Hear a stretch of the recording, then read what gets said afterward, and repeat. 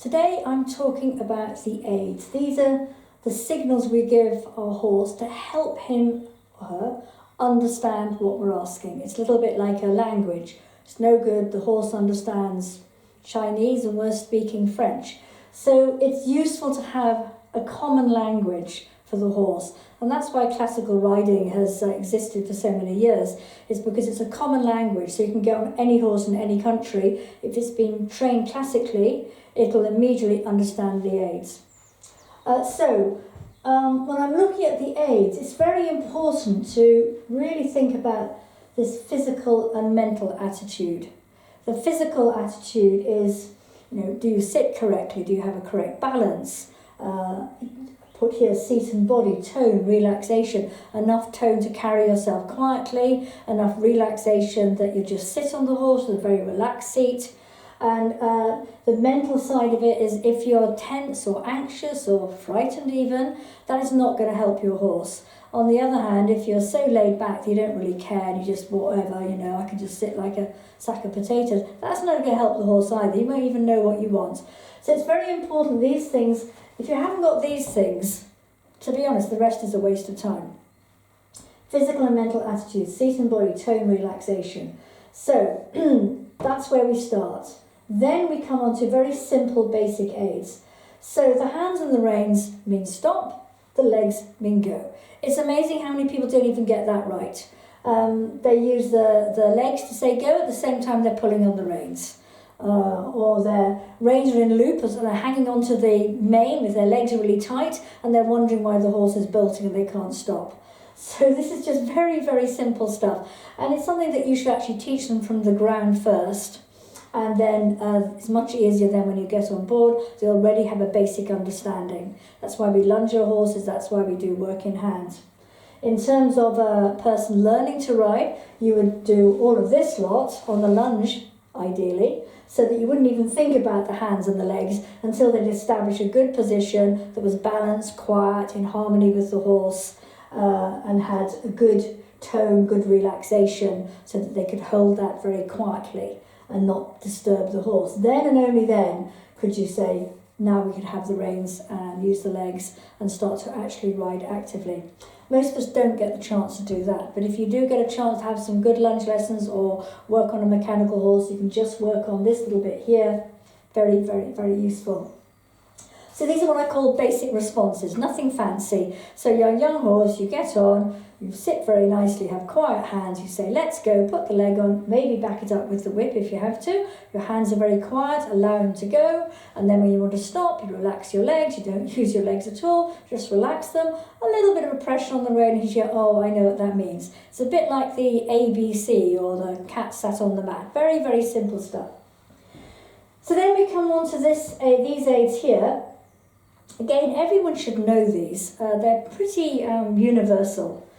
But they are only relevant if you're riding in position or with a bend. In other words, if you know which is the inside and outside, because it's not always the inside of the school or the outside of the school. It depends entirely on which way your horse is bending. So these only work if we know which is the inside and the outside of the horse's bend. So in other words, let's say we're going around the school on the right rein, and our horse has got his head to the left, he's falling on the right shoulder, he's cutting all the corners. It's no good if you say, this hand is on the outside, so if I pull that one and then use my right leg, surely he will do as he's told. No, he won't, because this hand is now the inside hand, because he's bending to the left, and therefore the more you pull, the more he's going to bend left. And you can use your right leg like a gorilla, but he's not going to answer, because if he's bending left, he's automatically falling right. So it just is not going to work.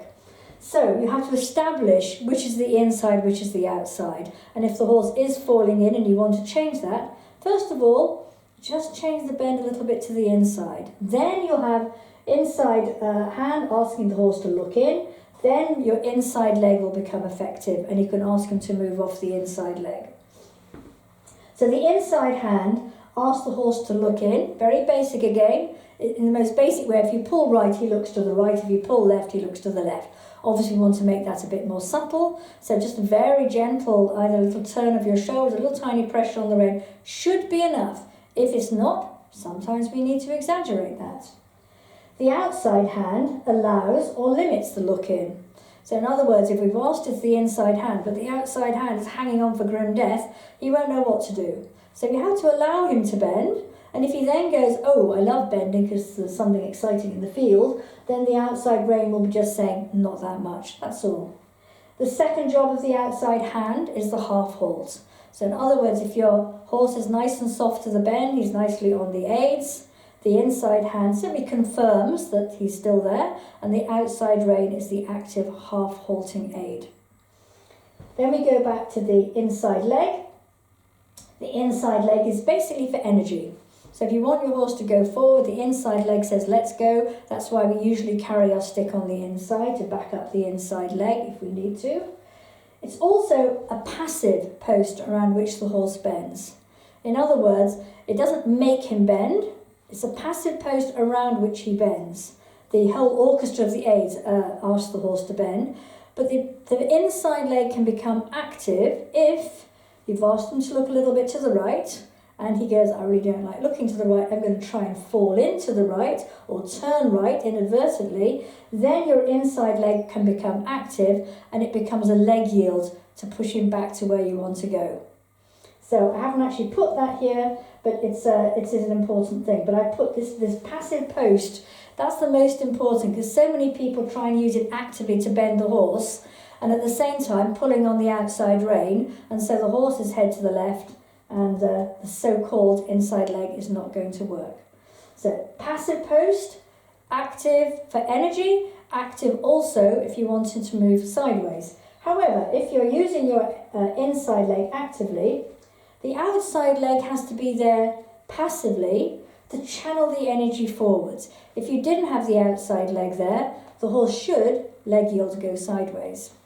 So the outside leg, a little bit like I said about the hand, it allows him to move sideways if necessary, or it limits the sideways movement. But basically it channels the energy forward. So for example, if you were going to do leg yield from your right leg, and then you go, say, towards the outside track, but you decide that you're only going to the 3/4 line and you want to go straight forward, your outside leg would come on, would stop the sideways movement, would channel the energy forwards again. Also, actively, it can ask for the quarters to be in. So in other words, if you come to do travers or half pass, when you initiate that, the outside leg behind the girth, because it's an outside leg, that actively says step in with your quarters.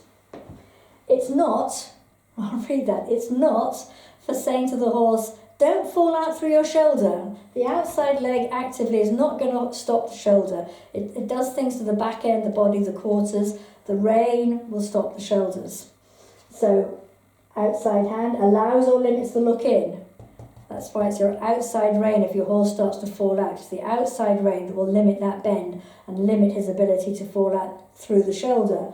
The outside leg limits his ability to fall out through the quarters. In fact, at a novice level, the horse very rarely puts his quarters to the outside.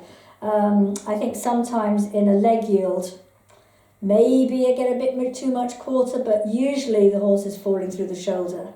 So people often don't think about the outside leg until they come to do more advanced work, like half pass. And it's not that important, is it's part of your canter aid. Outside leg a little further back gives the aid to canter. So, these things, physical and mental attitude, seat and body, tone, relaxation, that whole thing about sitting well in the saddle with a good posture. First of all, get those things organised. Then, basic, stop and go. If you haven't got stop and go, any of this is going to fall to pieces. Then you have, with a little bit of positioning, am I on the right rein or the left rein? Am I position right, position left? Am I bending right, bending left? Irrespective of whether you're doing half pass, shoulder in, leg yield, whatever.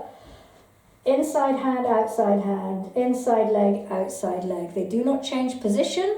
They're just simply there for the bend. The only time they would change position is if you change the bend. Seems logical, doesn't it? But you don't put the outside leg forward to kick the shoulders over. You don't put the inside leg back to shift the quarters over. They should all act as they are. Inside leg on the girth, outside leg behind the girth. And only relevant if you're riding in position and or with a slight bend. Okay, I hope that helps clarify some of the aiding things that people get a little bit mixed up on.